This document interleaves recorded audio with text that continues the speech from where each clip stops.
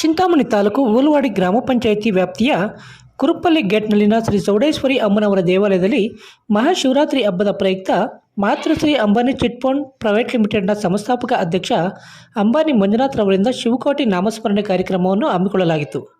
ಈ ಕಾರ್ಯಕ್ರಮದಲ್ಲಿ ಹೆಚ್ಚಿನ ಸಂಖ್ಯೆಯಲ್ಲಿ ಭಕ್ತಾದಿಗಳು ಪಾಲ್ಗೊಂಡು ಶಿವಕೋಟೆ ಭಜನೆ ಮಾಡಿದರು.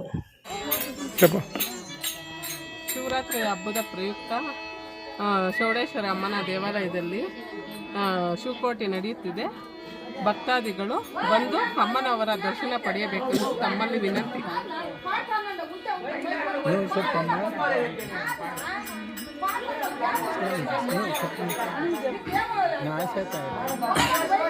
ಚಿಂತಾಮಣಿ ತಾಲೂಕು ಕಸಬಾ ಹೋಬಳಿ ಹಿರಣ್ಣಪಲ್ಲಿ ಗ್ರಾಮದಲ್ಲಿ ನೆಲೆಸಿರುವ ಚೌಡೇಶ್ವರಿ ಅಮ್ಮನಮ್ಮನ ದೇವಾಲಯದಲ್ಲಿ ಈ ದಿನ ಶಿವಕೋಟಿ ಕಾರ್ಯಕ್ರಮ ಹಮ್ಮಿಕೊಳ್ಳಲಾಗಿದೆ.